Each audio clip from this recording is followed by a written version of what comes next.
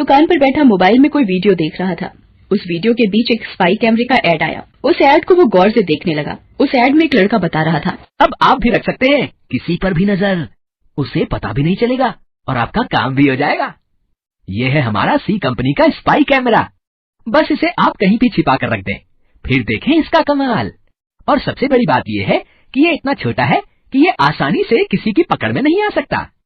कोई आपसे घूस मांग रहा है या कोई कुछ गलत करने को कह रहा है, बस इससे करिए रिकॉर्ड और खोल दीजिए सबके सामने उसकी पोल। उस स्पाई कैमरे के ऐड को देखते हुए वीर के दिमाग में एक शातिर प्लान चलने लगा। ये स्पाई कैमरा तो बहुत काम का है, अब ये कैमरा बनाएगा मुझे करोड़पति है। उसके बाद वीर 3-4 स्पाई कैमरे ले आया। क्या कमाल की चीज है, इतना छोटा सा है लेकिन काम इसके जबरदस्त है।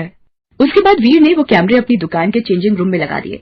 उसका प्लान था कि चेंजिंग रूम में कपड़े बदलने वालों की रिकॉर्डिंग करना और फिर उस रिकॉर्डिंग को इंटरनेट पर बेचकर पैसे कमाना। उसने कैमरे तो लगा दिए लेकिन उसकी दुकान में अब भी ग्राहक ना के बराबर ही आते थे। अरे ग्राहक तो दुकान में आते ही नहीं, अगर ग्राहक ही नहीं आएंगे तो मैं रिकॉर्डिंग क्या अपनी करूंगा है? वीर ने तब एक और दिमाग लगाया। उसने अपने दुकान के कपड़ों पर भारी डिस्काउंट देना शुरू कर दिया। यही नहीं, उसने पुराने सारे स्टॉक को हटा दिया और बेहतर स्टॉक दुकान में ले आया जिसमें ज्यादातर लड़कियों की ड्रेसेस थी। उसकी ट्रिक काम कर गई। उसकी दुकान पर अब हमेशा महिला ग्राहकों का तांता लगा हुआ रहता, बिना ये जाने कि इस दुकान के चेंजिंग रूम में उनके साथ क्या हो रहा है। वीर किसी से फोन पर बातें कर रहा है। अरे वीडियो की जितनी स्टॉक बोलोगे उतनी दे दूंगा, लेकिन इस बार रेट डबल लूंगा।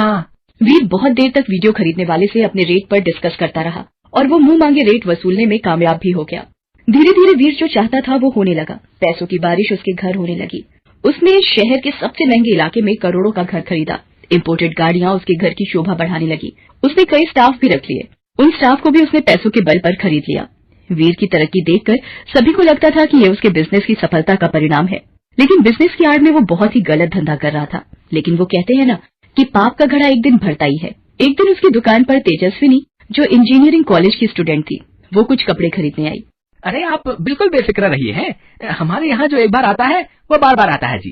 तेजस्विनी को एक ड्रेस बहुत पसंद आई। उसने ट्रायल रूम में उसका ट्रायल लिया। वो उसे बिल्कुल फिट आई। इस बीच उस बेचारी को पता भी नहीं था कि ट्रायल रूम में लगे कैमरे से उसकी वीडियो बन गई है। उसने वीर को अपनी ड्रेस के पैसे दिए और वहाँ से जाने लगी। तो वीर ने उससे कहा कि मैडम अपनी और भी दोस्तों को हमारी दुकान का पता दीजिएगा, है हमें बहुत अच्छा लगेगा उनकी सेवा करके। हैं ये कहकर वीर शैतानी मुस्कुराहट के साथ तेजस्विनी को जाते हुए देखने लगा। तेजस्विनी को पता भी नहीं चला कि उसके साथ यहाँ क्या हुआ है।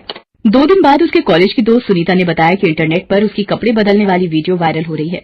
तेजस्विनी ने ये सुना तो उसकी आंखों में आंसू आ गए और इस तरह कोई बदमाश उसकी इज्जत नीलाम कर रहा है ये जानकर उसे बहुत गुस्सा आया। सुनीता, मैं अभी के अभी पुलिस में रिपोर्ट लिखवाने जाऊंगी। अरे लेकिन तुझे पता है ना, पुलिस के पास जाने से तो और भी बदनामी होगी। अभी कौन सा मेरा नाम हो रहा है सुनीता? कोई बदमाश आदमी मेरी वीडियो वायरल कर रहा है और मैं चुपचाप बैठ जाऊं, ये नहीं हो सकता। तेजस्विनी सुनीता के साथ तुरंत पुलिस स्टेशन गई। वहाँ पर डीएसपी रचना थी। उसने सारी बात रचना को बताई। ये तो बहुत ही सीरियस इशू है। मैं तुम्हारी बहादुरी की तारीफ करती हूँ कि तुम इस तरह से इसके खिलाफ सामने आई। नहीं तो अक्सर ऐसा होता है कि लोग चुप्पी साध लेते हैं। मैम, मैं उस बदमाश को कड़ी से कड़ी सजा दिलवाना चाहती हूँ जो इस तरह औरतों के सम्मान को बाजार में बेच रहा है।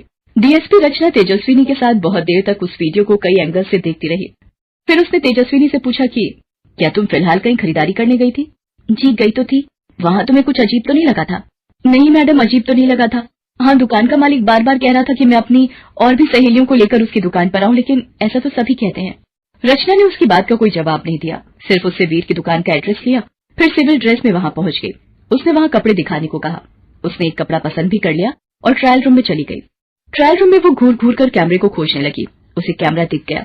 उसने तुरंत अपना हाथ वहाँ रखा और कैमरे को खींचकर निकाल लिया। जैसे ही कैमरा निकला, वीर को अपनी स्क्रीन पर सब ब्लैक नजर आने लगा। अरे ये कैमरे को क्या हो गया? कुछ गड़बड़ी आ गई क्या? इंस्पेक्टर रचना उसके पास आई और स्पाई कैमरे को उसके काउंटर पर रखते हुए बोली, क्या ये? मैं समझा नहीं, आप किसकी बात कर रही हैं? उसकी बात सुनकर रचना ने एक थप्पड़ उसे खींचकर मारा।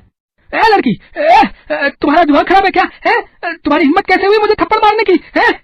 बदमाश आदमी इस स्पाई कैमरे से लड़कियों के सम्मान को बाजार में बेचता है और कहता है कि मेरी हिम्मत कैसे हुई। तभी बाहर खड़े और भी पुलिस वाले तेजस्विनी के साथ वहाँ गए। वीर को कुछ समझ नहीं आ रहा था कि ये सब क्या हो रहा है। रचना ने अपने कांस्टेबल से कहकर दुकान के चेंजिंग रूम में लगे और भी कैमरों को निकलवाया और वीर समेत सारे स्टाफ को गिरफ्तार कर जेल भेज दिया। साथ ही उसकी दुकान को सील कर दिया।